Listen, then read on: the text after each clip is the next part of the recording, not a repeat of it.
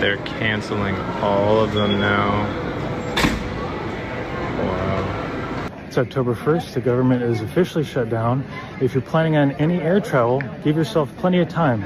The security check-in at LAX Southwest Terminal only had one scanner open.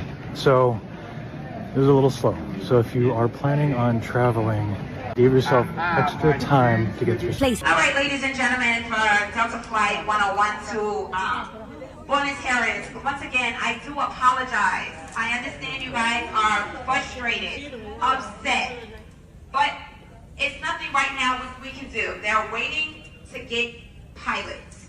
This flight has not canceled. This flight has nothing, and I do apologize for this delay. Yes, you see it's noon. They're still working on getting pilots. All the information that I know is what you know. The only thing I'm going to do is be honest with you guys and tell you all the information that I know.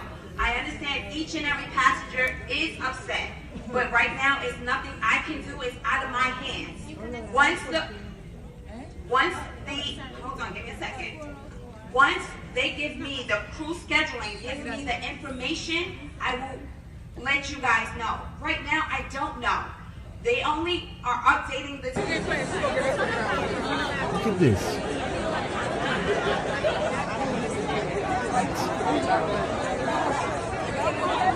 There is... So you mean to tell me with this government shutdown, and I didn't even think this far until I just went on CBS and looked at it. If you traveling, them people is not getting paid. TSA officers, employees, they're not getting paid. And some of them not coming to work, rightfully so. They're not getting paid, y'all. And they said something about air traffic control. It may be severe delays. Y'all, this is beyond me. Like, they said their flights are going to be delayed. Cancel. There was a whole terminal that that was shut down. Yep. Because there's nobody to work the terminal because they're not being paid. Like, what? I mean, are we cool? Is everything... Are the brains functioning? Are they not functioning? What is happening here? Like, don't they know that one decision affects many different... There's a cause and effect. And you know what's crazy? The last shutdown was back in 2018. And guess who was in office during the 2018 shutdown? It was President Donald Trump, right? It's the same thing. And it's always over some decision where both parties can't come to communicate together and making a decision and agreement on just certain things that we can all understand and agree that, hey, we know that people want healthcare. People need healthcare within the United States. These are essential things of the United States. Do you know? And it starts to make me question, why is this happening a second time again? Maybe it's on purpose, right? It makes me think, is this all on purpose? Is this something that he is strategically trying to do for other reasons? I don't know. And if y'all don't know, he's also laying off so many federal workers after this shutdown. But I'll continue to show you the videos. I'm gonna let the rest of the video speak for itself. So even if it's not directly affecting your paycheck, if you plan on traveling, it's affecting their paychecks, and you may not get to where you're going. It's 5 a.m. getting ready to go to work. It's day one of the government shutdown. I worked the last one, but I can't remember what it looked like. So, actually, I wasn't flying at the time. 2018, no, I was a manager. Anyways, we'll see how this shutdown affects the aviation industry. Went ahead and backed up my trips because I heard the longer it goes, the more impacts we'll have. So I'm gonna go ahead and work my trips, and then when it really hit, hopefully I'll be off. So anyways, hopefully they come up to some type of resolution. Yeah, I hope so too. And shout out to all the workers that are actually still working during this whole shutdown. I know like the pay is kind of furloughed, or, you know, they'll probably get back pay later on. But can you imagine just going to work, showing up, and still not knowing if you'll ever get paid, or not knowing when you'll get paid, you know, that kind of thing. So shout out to all the workers, honestly. Just went through airport security, and TSA was not happy because Trump has suspended their paychecks with his government shutdown. The air traffic controllers that I am personally depending on to make sure the plane lands safely, they're also being forced to work without pay, as are our active duty service members. Now, presumably they'll get back pay later, but that doesn't help them pay their bills right now. So Republicans who control the White House, the Senate, and the House opted to shut the government down rather than negotiate with Democrats. Now, Democrats were happy to keep funding the government. They just wanted to extend the Affordable Care Act tax credits as part of that. Without those tax credits, millions of Americans are going to see their health insurance premiums go up a lot next year, in some cases doubling or tripling.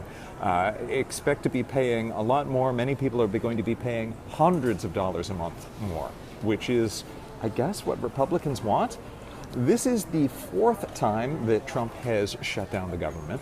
His last shutdown was the longest in U.S. history and cost the U.S. economy an estimated $11 billion. 5 a.m. and the government has officially shut down, and I have a flight. And I heard the airport's going to be fucked, so let's go see what it's like to be one of the first flights out when the U.S. government has completely shut down. Okay, so getting through security and checking bags and everything usually takes me like 30-ish minutes at SeaTac, so we'll see how long it takes today. Not looking optimistic. I'm not seeing a line, but there are lots of people coming in. It's 7:42. Start the timer. 7:46. Just got through checked bag area, though that is a private company, so that doesn't mean much. I'm not scared yet, but the line is increasingly growing. The time is 7:54. Okay, just made it through security. It is 8:02, so it only took 20 minutes. The difference, though, is that this is the Wednesday morning after the government shutdown, so there aren't really anybody calling out sick as of right now. It's also just a Wednesday morning, so the airport is going to be less busy. From what I have heard from other experts in the space is that they expect this to become more chaotic the longer the shutdown remains. So you're going to be waiting a lot longer if you are getting to the airport last minute in a week or so. You might be missing flights. There are going to be flight delays. There are going to be flight. Get used to more people crashing out as the world crumbles before them. First, I want to give all praises, honor, glory to Yahweh, Bahashem, Yahweh Shai, Bahashem, Rachak, Wadash. Double honors to the apostles, Elder Bishop, the great millstone, who rule well. Peace and blessings to you fellow brothers pushing out this word. And truth and sincerity, coming back with another lesson through the spirit and power, Yahweh, Bahashem, Yahweh Shai, Bahashem, Rachak, Wadash. And it's going to be a really super quick video as I'm driving to the battlefield, getting ready to hold camp with the brothers from Memphis, Lord's will. I'll make it there safe. Okay, sent up prayers. All right, but I was watching this video, and there's so many videos like this. It's from Jay Reed. I believe I'm subscribed to him. I'm subscribing now.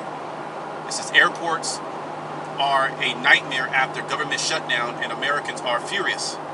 And basically, Americans complaining about the government shutdown and how these airports are just backed up.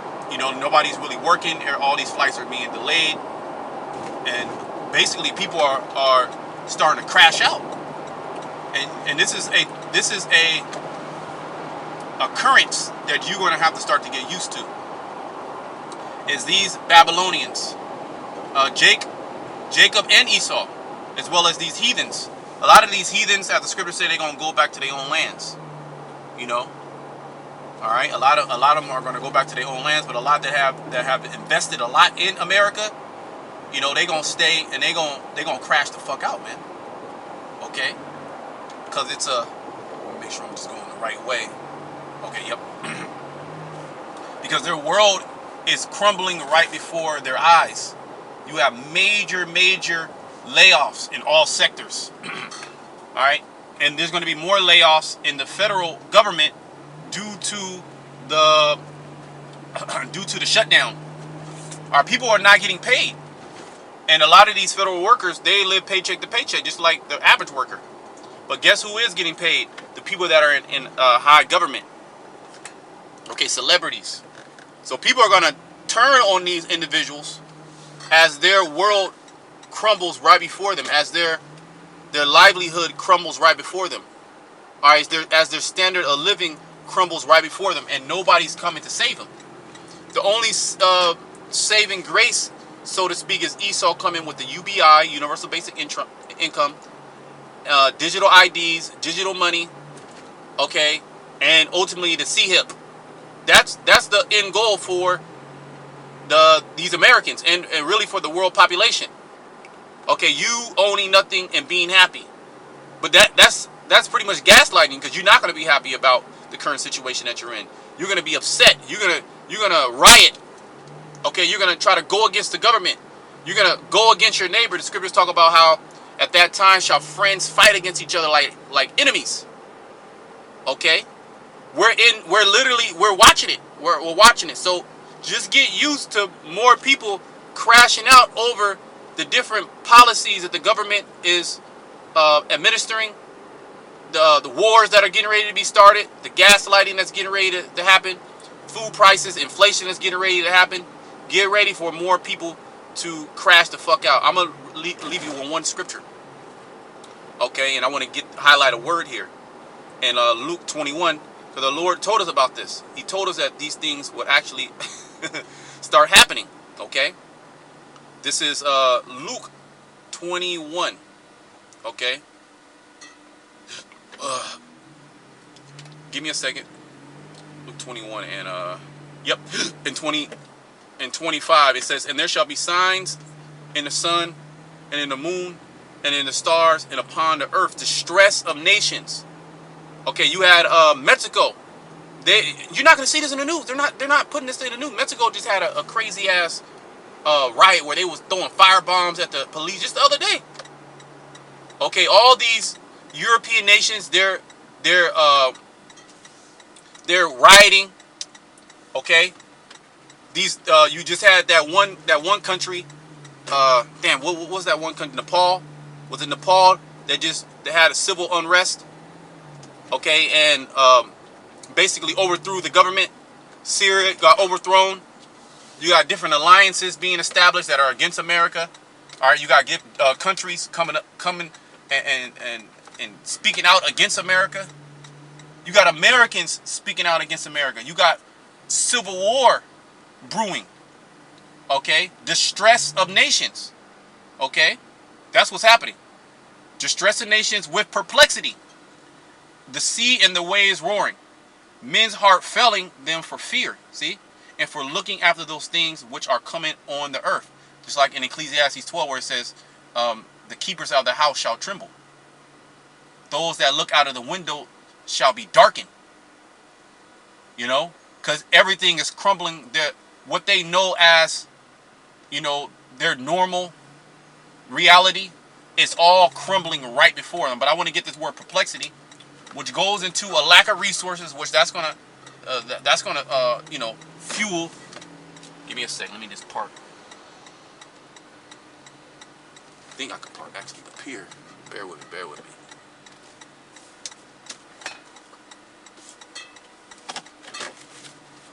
Just give me a second. I'm about to wrap this up. Okay. The perplexity, which is the lack of resources, but also not being able to know what to do. Okay, that word perplexity. Aporia. Okay. And I believe you got to go to the root. Yep. Aporio, to be without resources, which that's going to cause major chaos. It tells you how in 2 Ezra 15 how because of the lack of bread and for great tribulation, they're going to be going house to house, killing each other, going against the government. To be in straits is a position of difficulty. To be left wanting, to be embarrassed, you're gonna have a lot of jakes that's gonna be embarrassed because they should have got this word when they had a chance.